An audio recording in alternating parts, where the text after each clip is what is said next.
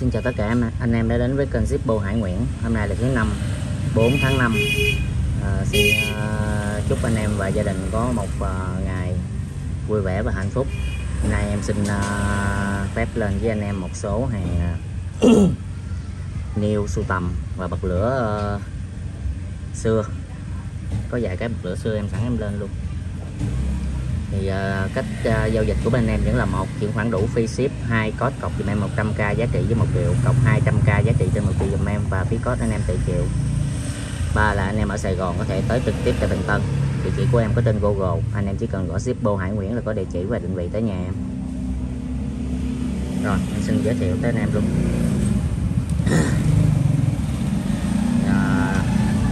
Đầu tiên là em có một con đợi số xuất thị trường Nhật Bản. Con này thì tình trạng nó là chưa qua sử dụng, sản xuất 207 không thất. Anh em nào mà có tên chữ cái M đầu tiên thì mua về sử dụng hoặc là trưng bày gì cũng được. Nó niêu ha, tình trạng nó niêu.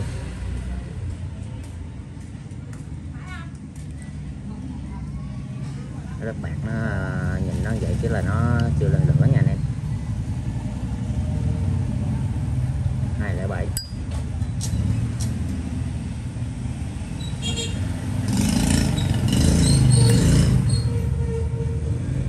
ruột trùng 5.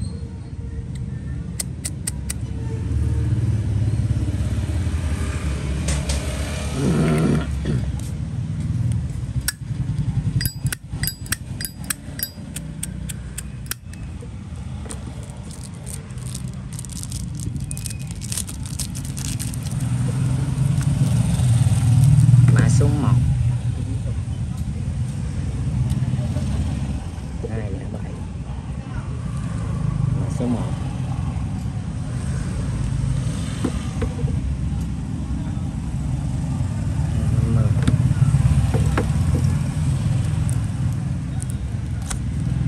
Rồi em lên con số 2 cũng nhiều luôn. Con này sản xuất 203. Con này thì nó chủ cũ của nó bảo quản không tốt, lúc trước là nó về nó không có bút nha anh em, nên nó có em thấy nó có hơi xước của cái lớp keo bên ngoài. Con này thì là mạ anti wear nè, bạc giả cổ.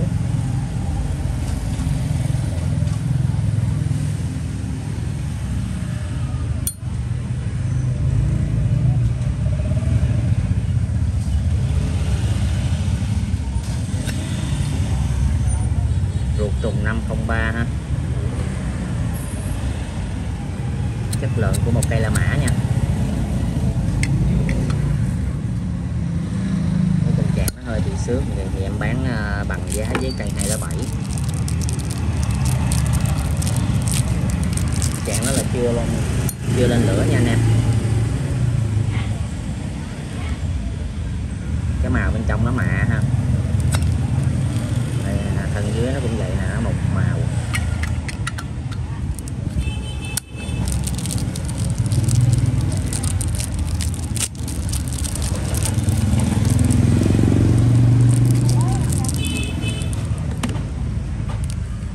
Rồi em mã số 203, mã số 2 550 luôn.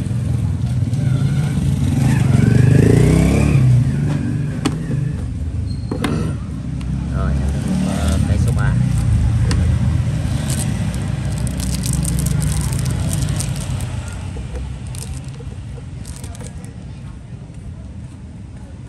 Cây mạ platin vàng trắng, sản xuất 04 không tử. Tình trạng của nó là cũng là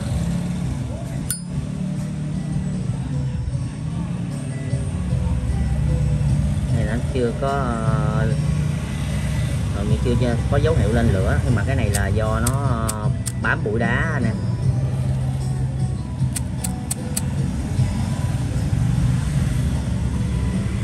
con này nó cũng giống như là nó mạ, cũng giống như là HP vậy á, thành ra cái nó dễ, rất là dễ bị sưng tơ, nó rất là dễ bị ruột trùng 5.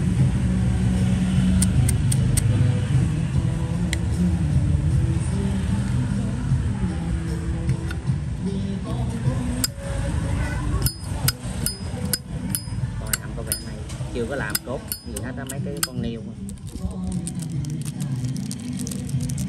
rồi cơm sầm luôn.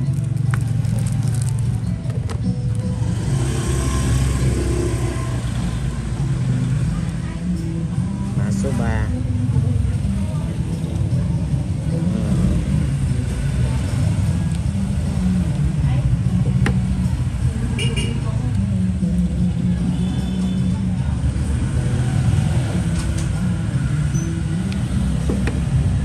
750. Nó không phải đời số, là nó sẽ có nghĩa là nó giá trị của Zippo thì nó khác nhau hơn nhiều nha anh em, về cái chất liệu nó mạ cho con zip, rồi cái thiết kế, rồi cái chủ đề nữa, nên nó sẽ có giá dao động khác nhau. Nhiều khi bây giờ có những con đời số nó ngoài 1 triệu, gần 2 triệu, nhưng chút em sẽ giới thiệu con này với anh em. Con này cũng là đời số đó, nên đời số nó cũng ngang, không phải có nghĩa là nó ngang nhau.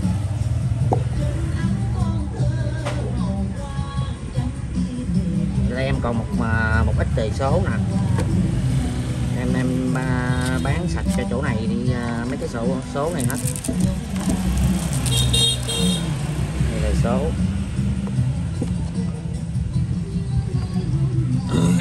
đợi em xíu em lấy cho nó xong chỗ này. Này fit giá sao cho nó xuống, cho nó đi hết. Đây là một con xả sơn. Đây có còn hôm trước em có lên một lô 10 cây rồi đâu kiếm ra sót lại mấy cái con này, còn mấy con không bán thì còn mấy con à. Thì con này là xả sơn tĩnh điện, xả sức 216, con này xả sơn tĩnh điện nha anh em.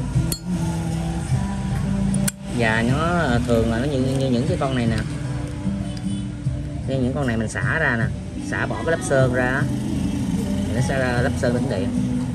Những cái con này anh em xài thời gian anh em có thể xả bỏ ra để mình cho nó ra đồng như vậy nè. Mua chai tẩy sơn đó như 35.000 hay nhiêu mà xài lâu lắm. Đây một con 216 ha, ruột trùng 5. Một con em bán đồng giá hết, 420 đồng giá hết, anh em chọn cái nào thì chọn. Một con ha. Rồi con thứ hai có bút nha anh em. Cái con đầu tiên thì nó không có nắp ha, có cái bọc bên ngoài. 217, tình trạng của nó niêu nha anh em, và đồng giá 420k cho mấy con này em lên đây. Ruột trùng 5, tình trạng niêu. Anh em có thể làm quà tặng, hay là những anh em mới gia nhập có thể là mua những cái con này về mình trải nghiệm. Con này canh 9 năm rồi. Rồi ruột chưa, 217 trùng 5.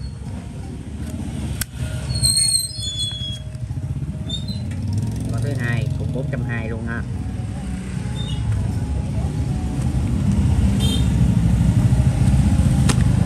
Đây cũng còn đây nè, đã còn lại như bữa lên 10 cây là còn sót lại cái này,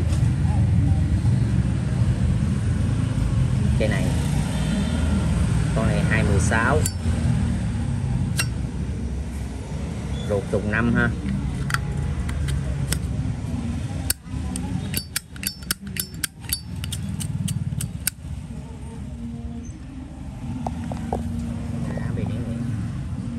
Rồi 420 luôn ha anh em. Đây con này một con chủ đề Win Tiger 214.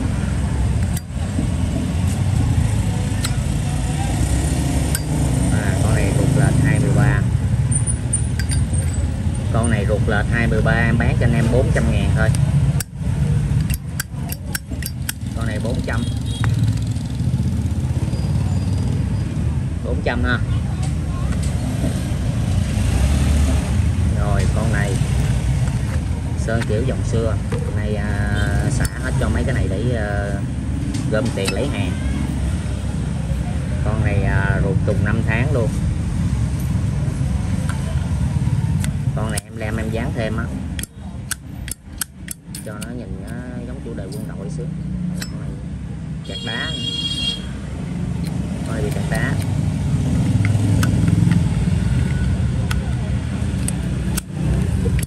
$420k luôn. Một em đại bàng.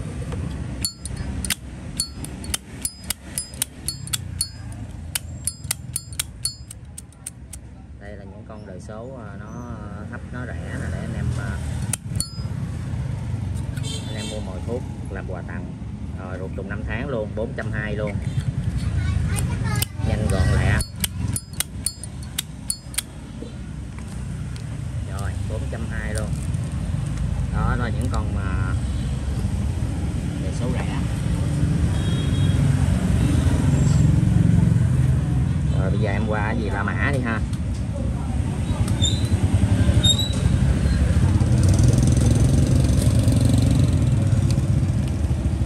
Đầu tiên em lên cho anh em một cái, lấy cái máy giùm.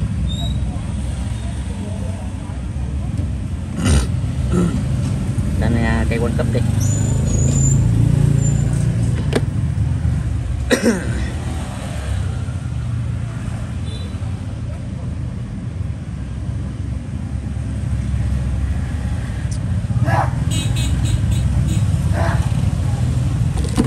Em tra chữ đề giờ tại đây cho anh em luôn. Đây em để em lên còn World Cup trước.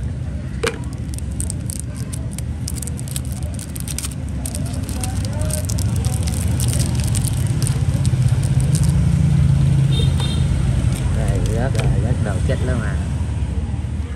Đây một con World Cup nắp khắc ăn mòn, chủ đề về World Cup Korea Japan 2022, emblem World Cup ha, sản xuất năm 2000.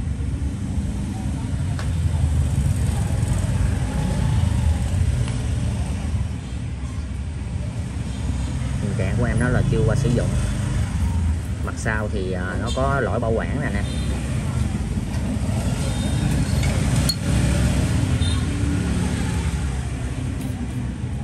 Anh em nhìn ha, anh em biết là nó sử dụng hay chưa. Ruột trùng 5.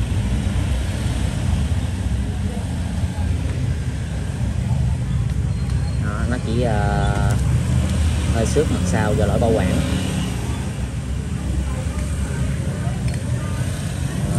Nó là chưa lên lửa nha.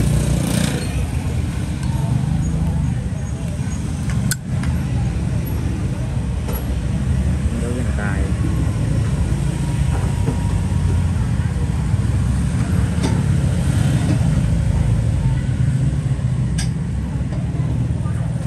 mặt sau nó hơi xước vậy nè, nó hơi xước ha.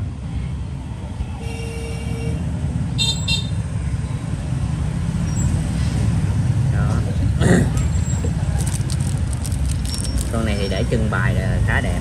Cái mặt tiền của nó thì đẹp nhưng mà mặt sau nó lỗi bảo quản, nó hơi xước nè anh em. Nó hơi xước ha.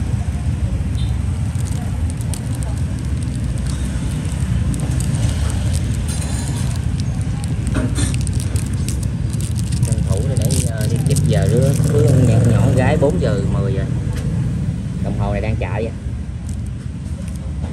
Cái bật lửa đó đồng hồ đang chạy á nè.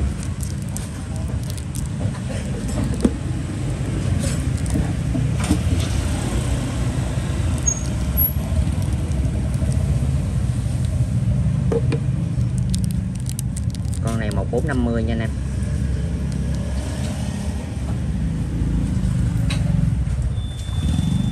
Rồi em lên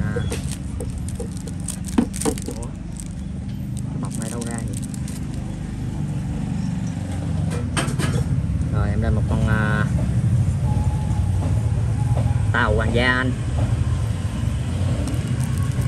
tình trạng neo luôn.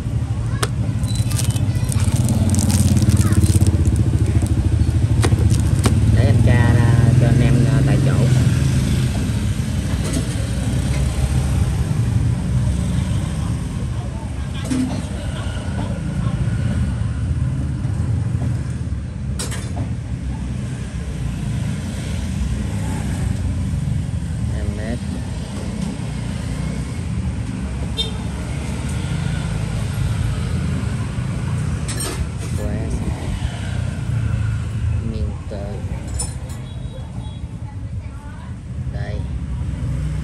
Đây, thường thì những cái chủ đề mà về tàu Hoàng gia Anh á, hay là Canada á, thì thường nó sẽ là chỉ có những cái là huy hiệu của cái tàu thôi ha. Thường thì nó chỉ có huy hiệu của tàu thôi, chứ nó không có kiểu như là hình chiếc tàu.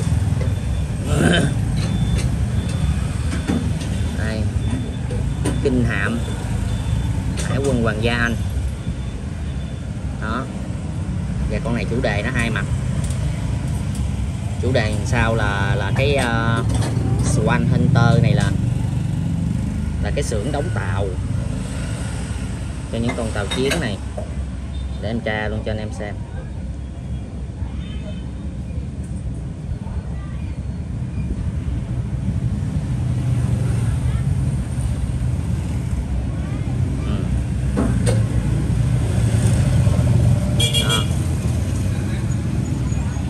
Là một công ty thiết kế, kỹ thuật và quản lý đóng tàu. Con này chủ đề hai mặt nha anh em. Tàu chiến Hoàng gia Anh ha. Và con này sản xuất năm 93. Tình trạng của em nó là chưa qua sử dụng. Rơm bay xước hai mặt ha. Sản xuất năm 93. Con này đi ruột mờ giai đoạn nha anh em. Ruột mờ giai đoạn, lưỡi gà chưa vắt cạnh. Ủa, lưỡi gà vắt cạnh này nè, chuẩn giai đoạn ha.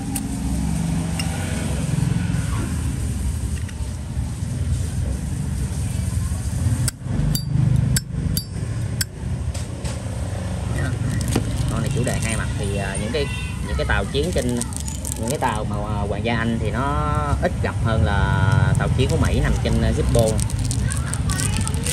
Giá nó là nhỉnh hơn. Anh em thấy nó, cái chủ đề nó quan trọng, chủ đề lắm. Thì thường á, những cái tàu Hoàng gia Anh thì nó chỉ có hình là huy hiệu này thôi, mà cũng là một mặt à. Con này tới hai mặt lần. Chủ đề về tàu, mà chủ đề về cái xưởng đóng tàu luôn. 1993 1450.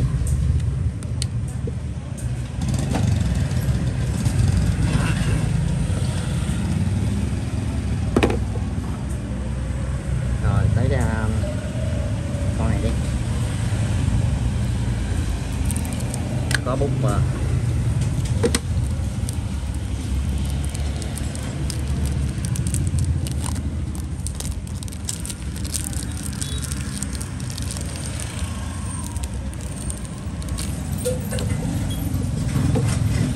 Đây là chủ đề về một cái máy bay chiến đấu sản xuất năm 98, tình trạng new full book anh em. Để em tra cho anh em xem cái chủ đề của nó.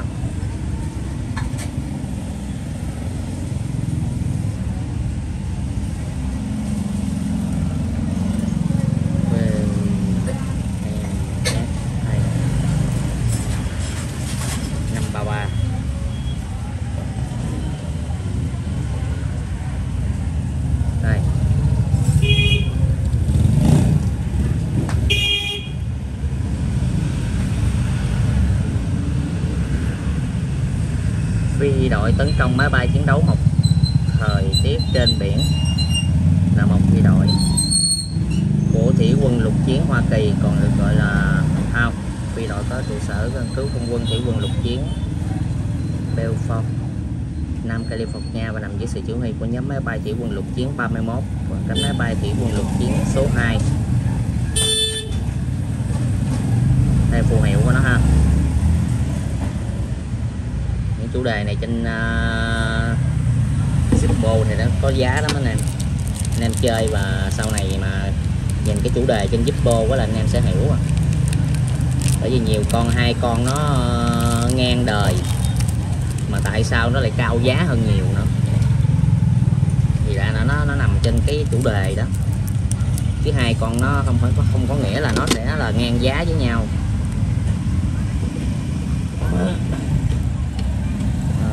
Con này sản xuất năm 1998 1998 mà mã số mấy rồi ta, khỏi ghi mã này giờ có quên mã rồi 1998.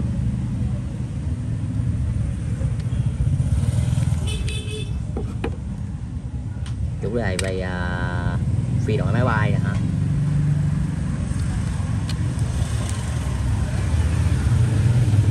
Rồi sẵn em lên con này.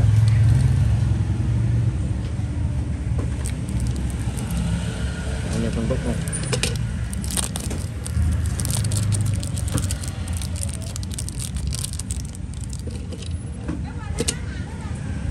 HB luôn.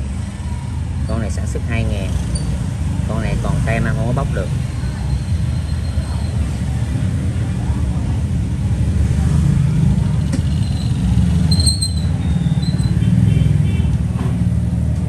Đây là tàu Tuần Dương, huy hiệu của tàu con tàu Tuần Dương để em tra cho anh em.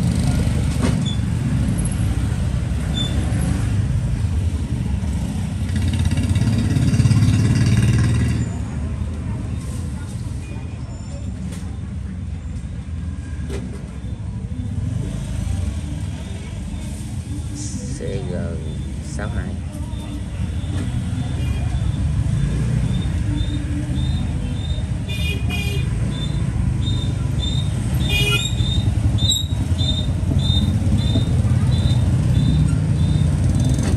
Là một tàu Tuần Dương tên lửa dẫn đường lớp, được chế tạo trong chiến tranh lạnh cho Hải quân Hoa Kỳ, được kêu gọi năm 89.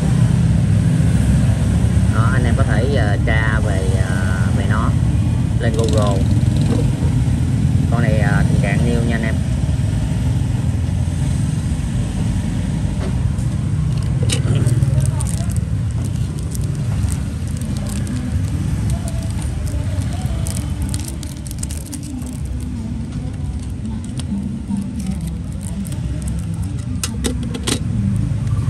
Con này năm 2000. Con này 1250 luôn.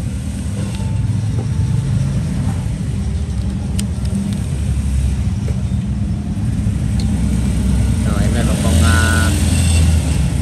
nhiều bút nữa. Con này sơn tĩnh điện, chủ đề tàu chiến luôn. Cái này là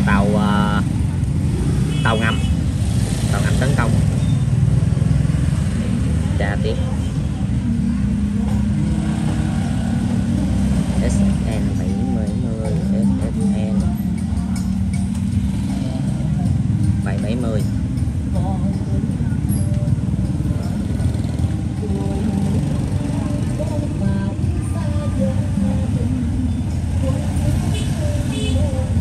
Một tàu ngầm lớp Los Angeles là con tàu thứ 2 của Hải quân Hoa Kỳ, được đặt tên cho Tucson, Arizona. Hợp đồng nó được đưa ra cho công ty đóng tàu và bến tàu. Nó phải được hạ thủy vào ngày 20 tháng 3 năm 1994 cho bà. Đây. Con này sản xuất năm 98 và nó vẫn còn tem luôn ha.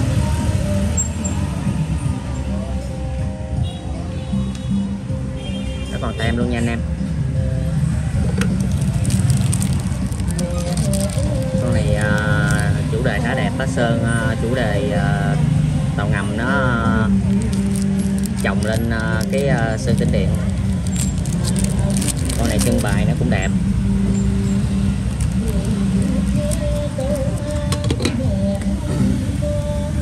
1997.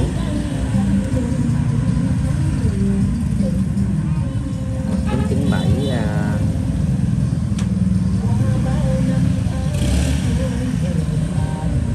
1997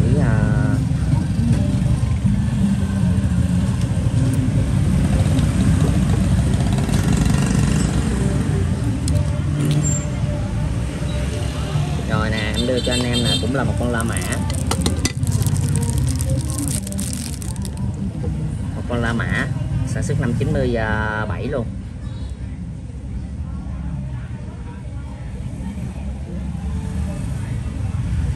Con này cũng HP luôn ha.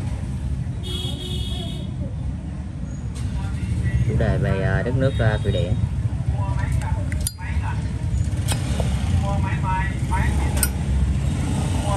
Con này ruột trùng 5.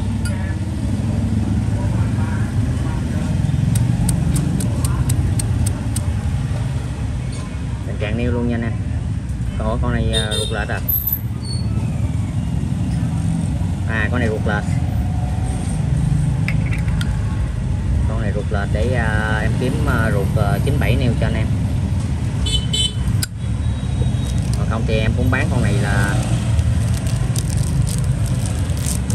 giá 850.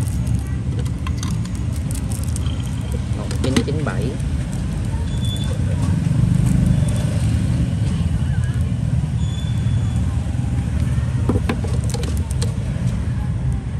Đó, anh em thấy nó cái giá nó hai con đời 97 nó ngang nhau, nhưng mà nó lại trên lệch giá này qua cái chủ đề á.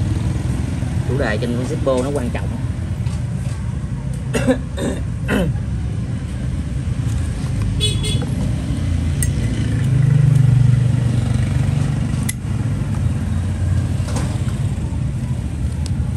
Rồi em lên một con đây,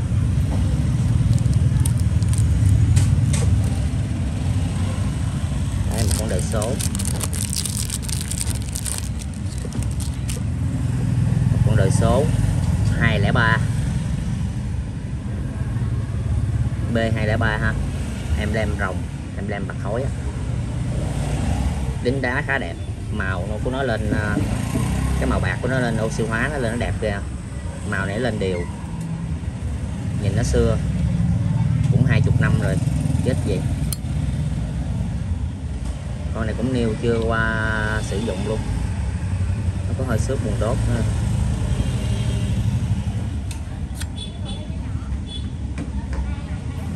Ruột trùng 5. Thấy đá ở đây mà quên chặn rồi. Đây, con này tình trạng niêu.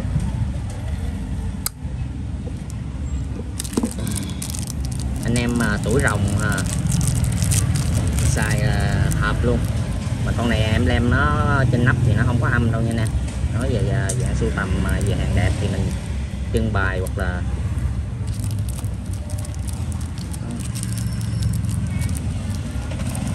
đài hoặc là mình sử dụng thì nó lạ hơn thôi. Con này bút xiên.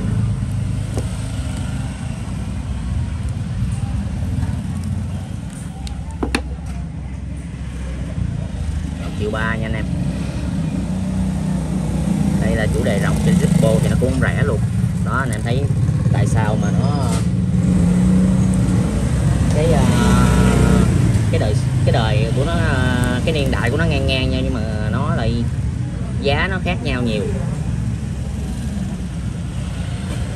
Nó quan trọng chủ đề lắm Zippo quá. Rồi tới con này.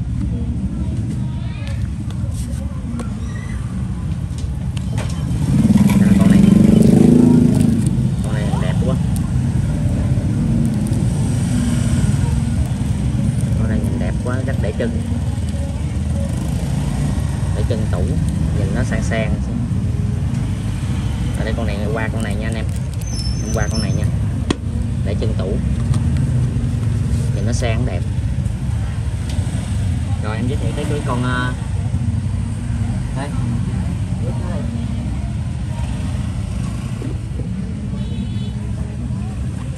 7 giờ rồi.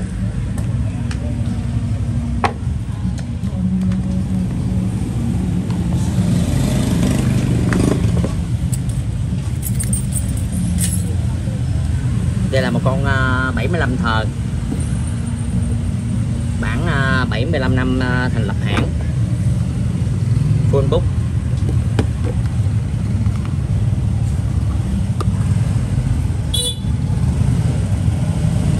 Full book nha anh em.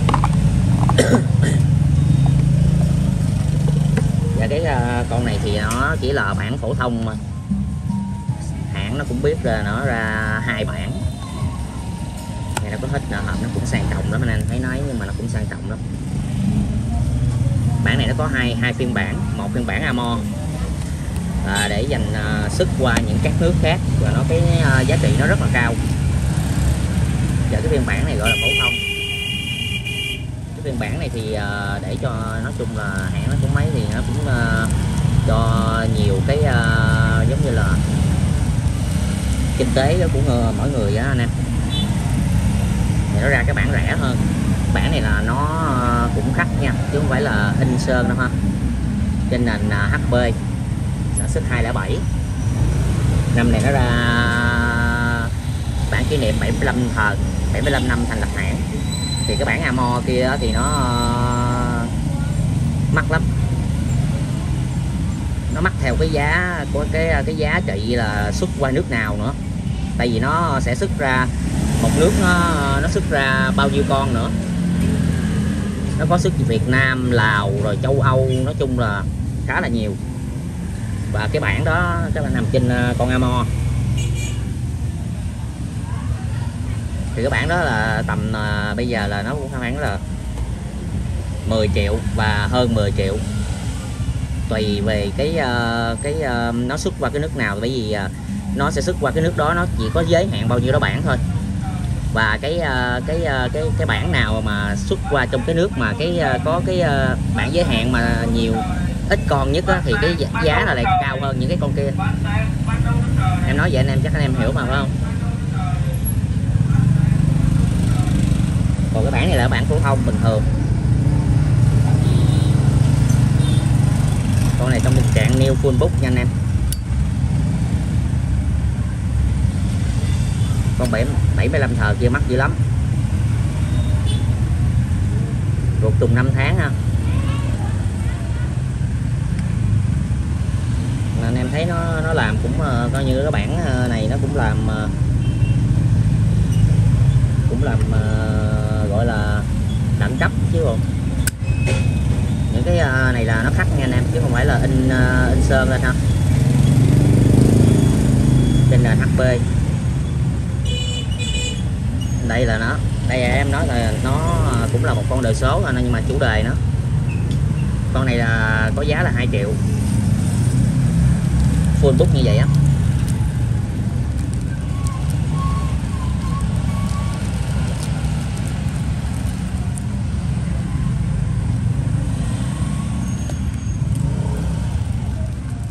Đây, nó làm hộp khá là cũng là sang trọng. Bản này là bản phổ thông bình thường, còn cái bản Amor là nó mắc. Anh em làm thế, anh em nó làm cũng kỳ công lắm chứ bộ.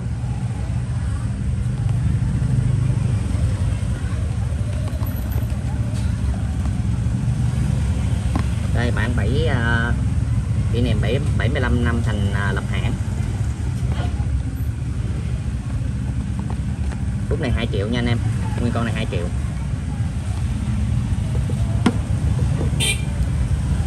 Rồi em qua tới cái dòng bật lửa cho anh em.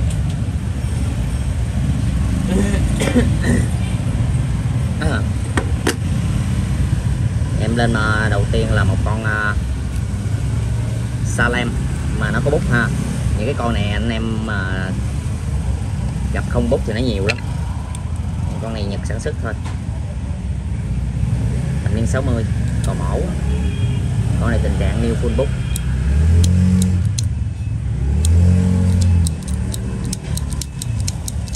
Bánh nó bán chứ mới mà anh em nhìn cái bánh xe của nó nè không.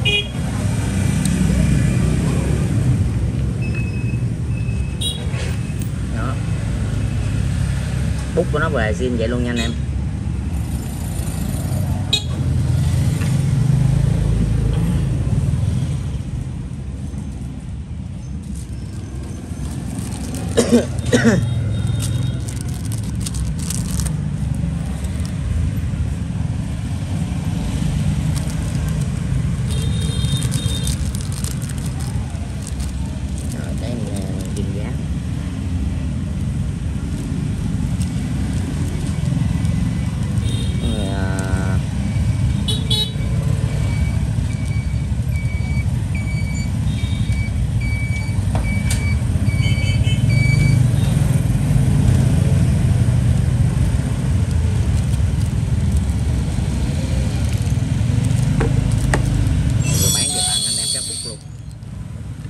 Tặng cái bút luôn 300.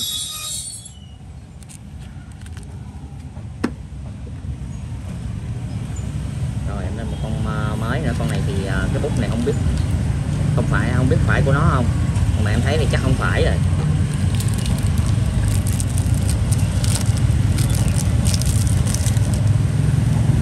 Đây là một con Nhật, cũng là con mẫu luôn, nhưng mà nó ốp xà cừ nhìn khá là đẹp ha, cũng lạ. Con này cũng new luôn, nhìn nó xe ha.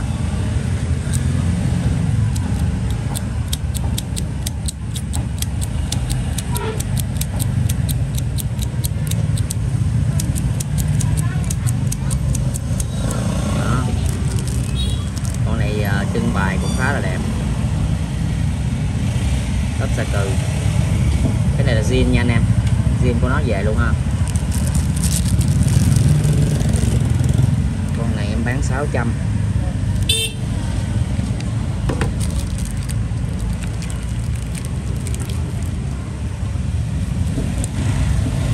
Con này nó bút về coi như là không phải bút của nó đi, nhưng mà bỏ cái bút về cho nó sang sang.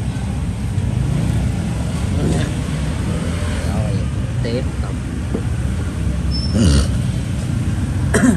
Con này là bút zin của nó luôn nè. Con này là bật lửa kim thước dây của hãng Longines, này là hãng đồng hồ luôn anh em, thương hiệu này đồng hồ luôn á.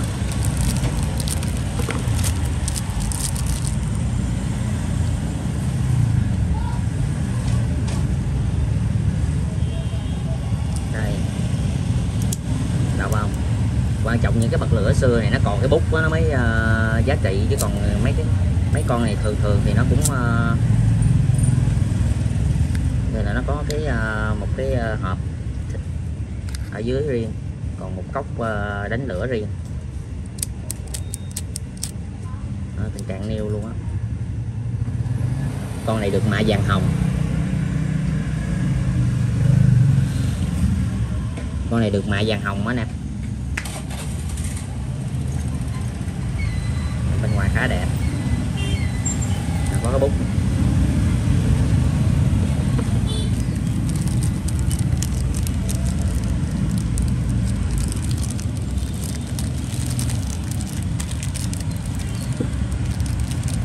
Đây nó về.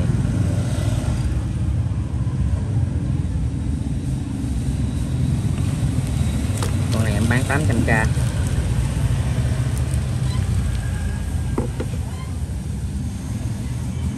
Full bút ha. Bật lửa xưa mà mấy dòng cầu mẫu thì em nhiều lắm, nhưng mà em không có thời gian em làm, em lên đó chứ. Em lên bán cho anh em cái con này. Nó full bút thì nó có giá trị hơn. Một em even thập niên 30 40. Quan trọng cái bút mà anh em, cho thật sự ra kiếm những cái con even này thật sự ra thì nhiều, mà kiếm nó new á và full bút á thì nó thật sự là nó ít lắm.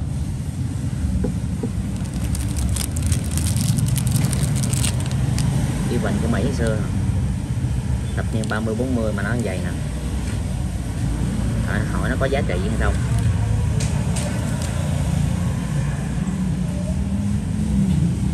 Đó.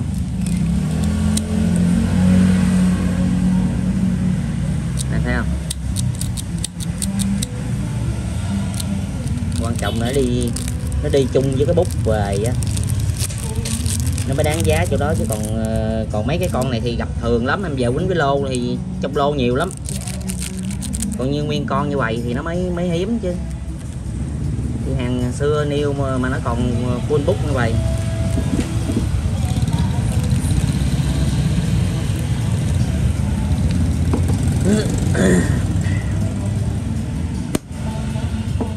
Những cái con trên đây cũng là bật lửa hết nè anh em.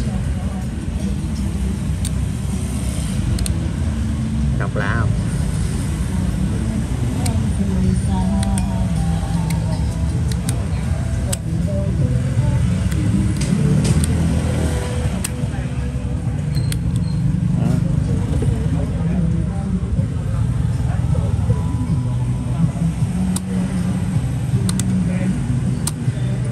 Clip này dài quá rồi, chết rồi. Đó. Đây cũng là bật lửa luôn nè.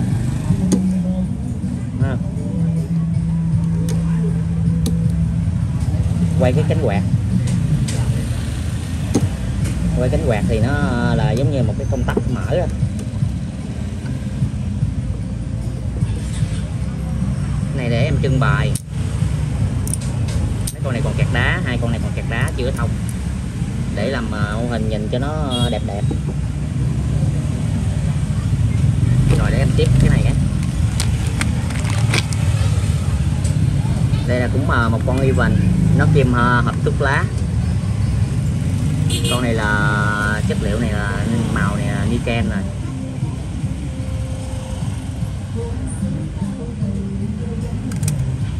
Tình trạng nó cũng niêu luôn không, thập niên 30-40 rồi. Thì kiếm mấy cái này đâu ra, ít khi nào mà giờ hàng cũ thì có, chứ hàng mới thì mình kiếm hơi khó thôi. Cái này là thuốc này không đầu lọc nha anh em, không đầu lọc mình mới để vô vừa, tại vì hồi xưa ta thuốc đâu có đầu lọc đâu, bánh lắm.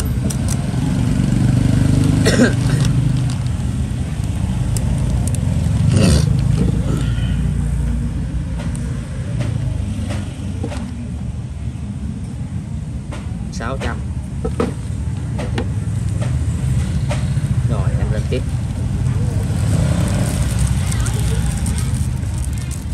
Giới thiệu lại cái con này, con Camel. Tại vì em về nhiều lắm, em bán bữa giờ cũng 5-6 con rồi. Tại em quýnh là về toàn thường là quýnh lô về, cho vì quýnh lô về thì nó sẽ cái giá thành nó sẽ được rẻ hơn, còn mua 1-2 cái thì nó rất là mắc. Con Camel, con này là Brasno 5 và nó được hãng Camel, hãng thuốc lá Camel đặt á, để quảng cáo thương hiệu của nó. Và cái con cối No 5 này là của Nhật sản xuất, thập niên 70. Con này những con này thì nó có tình trạng là nó bị lỗi hơi nứt nắp gì nè anh em, nứt cái viền thôi ha, nó nứt ở ngoài cái viền này nè. Còn ở bên trong này thì nó bình thường, tại vì cái này nó có thêm một cái viền nữa. Tình trạng của những con này là cũng là niêu luôn nè.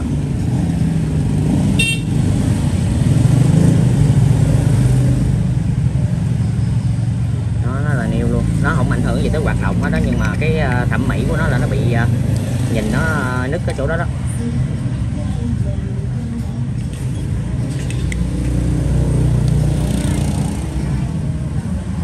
Nó kèm bao da vậy.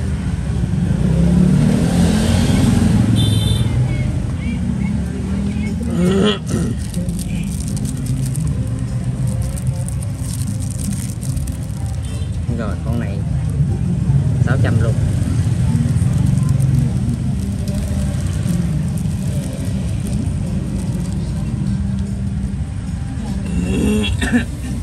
Rồi em giới thiệu tới con này.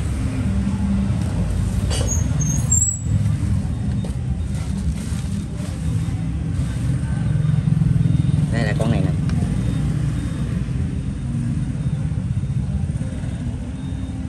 thấy đồng hồ nó đang chạy không?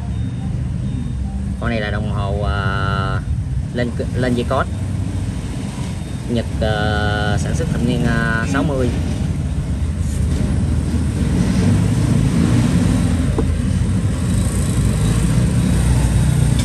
Và tình trạng của nó là new. Tình trạng của nó là new anh. Mấy cái này em chưa thông đá. Nó tăng đưa đá bằng cách là dùng ốc xiết vậy nè. Anh em thấy cái lỗi đẩy đá nó sẽ đưa ra không? Đưa ra đưa vô nè. Nó sẽ tăng đưa cái độ lò xo để mà đẩy đá.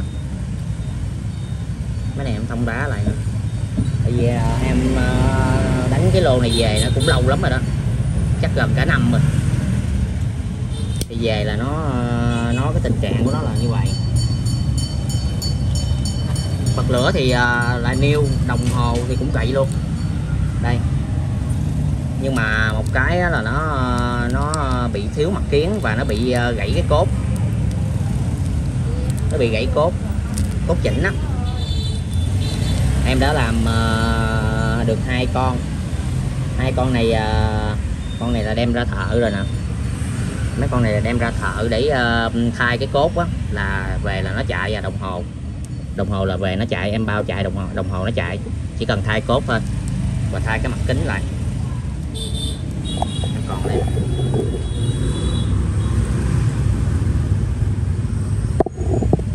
Nói với anh em không có nói điêu đâu, em quýnh là toàn lô về không à.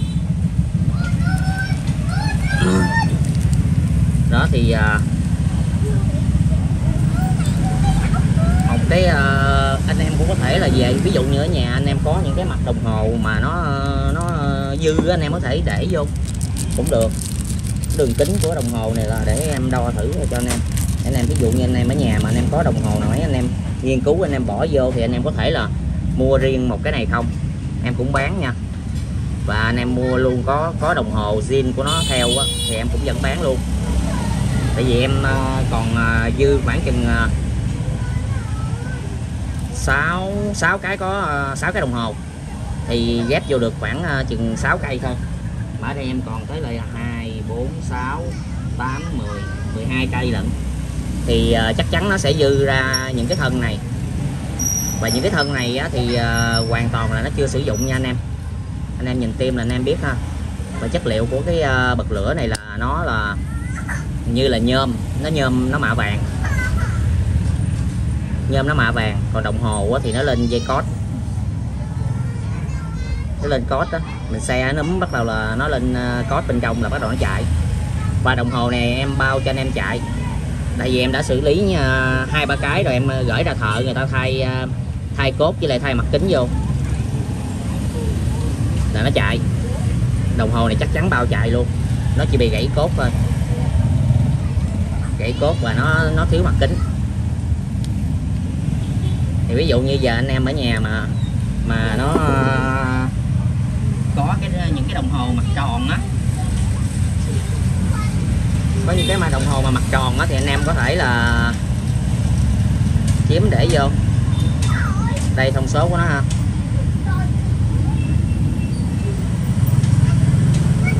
Đường kính của nó đó thì anh em xem nó có ở nhà mình có dư cái đồng hồ nào mình muốn có thể là mình mua cái thân này không, cái bật lửa này không thì em cũng bán. Tại vì em còn 10 mấy cái mà, còn 2 cái của em đang chạy thì em để em trưng. Còn thằng nằm trong kia nữa kìa, anh em thấy không? Còn thằng nằm trong kia nữa kìa, còn tới 10 mấy cái lận. Ví dụ như anh em lấy một cái này không lấy đồng hồ thì 700.000. Còn anh em lấy mà có nguyên con như vậy nhưng mà nó chưa có là em bán nguyên con vậy, có đồng hồ và có cái bật lửa như vậy thì là 1 triệu. Thì anh em về tự ra tiệm anh em thay cốt và thay mặt kính.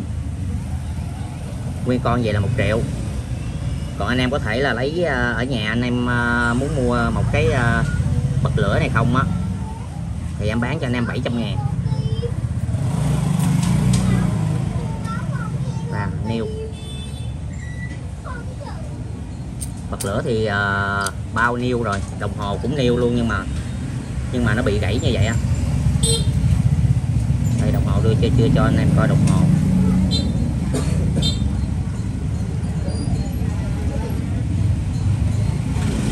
Wow, đồng hồ này là theo luôn, trên mặt nó cũng có luôn nè.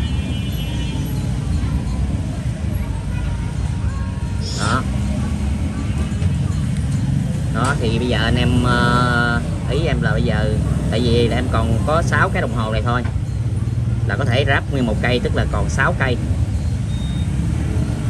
tức là nguyên cây như là hoàn chỉnh như vậy, nhưng mà là anh em về thay cốt nha, thay cốt để lên cốt đó, và thay mặt kiến thì là 1 triệu. Đó, nguyên con về 1 triệu, còn anh em có thể lấy cái bật lửa không thì 700.000. Về nhà đó em nãy em có đo cái đường kính cho anh em á, để anh em về coi cái đồng hồ nào mà mình dư á, mình chế cháo gì đó mình gắn vô để mình trưng bày hay là để bàn làm việc thì nó cũng rất là hay. Thì như vậy là 700, nguyên con vậy là 1 triệu. Rồi em dọn dẹp để kết thúc tại đây ha. Thì đó, ví dụ như anh em cần về cái nào thì chụp màn hình gửi qua Zalo giúp em, gửi qua Zalo giúp em ha. Rồi xin chân thành cảm ơn tất cả anh em đã xem hết video của em. Những anh em mới xem kênh chưa đăng ký cho em xin một lượt đăng ký. Xin cảm ơn tất cả anh em rất là nhiều, và cảm ơn anh em đã luôn đồng hành theo dõi cái kênh của em. Thì em sẽ có 2 phần quà, đó là bật lửa này, nó cũng là cái này thì em sẽ dành cho anh em nào mà chốt trên cái dàn bật lửa. Hồi nãy nè, giờ em lên bật lửa với Zippo thì em sẽ gửi tặng kèm cho anh em một cái này. Trên dòng bật lửa thì em sẽ gửi tặng kèm cho anh em một cái này, là anh em nào chốt đầu tiên á thì em sẽ gửi tặng kèm ha. Còn cái này thì nó cũng là con này của Trung Quốc luôn, con này thì cũng của Trung Quốc luôn nè, nhưng mà vẫn nó hoạt động. Em ở đây hết ra đó, còn trái nha, dấu á đó. Đó, trái bình thường nha anh em. Em sẽ gửi tặng kèm cho anh em nào chốt bật lửa đầu tiên. Còn cái con này là cái con Trung Quốc, cái phơm mini, cái phơm mỏng, gọi là phơm slim chứ không phải là phơm mini, là vì nó mỏng. Cái này cũng của Trung Quốc.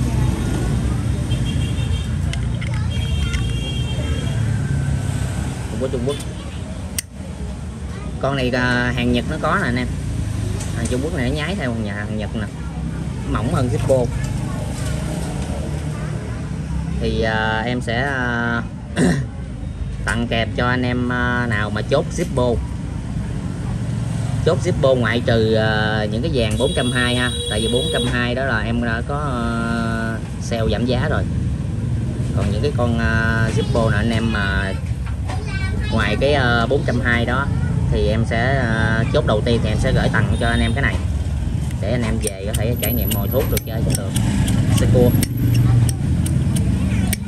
Rồi em xin chào tất cả anh em ha, xin cảm ơn tất cả anh em và hẹn anh em vào video tối ngày mai. Giờ công chiếu của em là 7 giờ 30. Xin cảm ơn tất cả anh em và hẹn gặp lại anh em.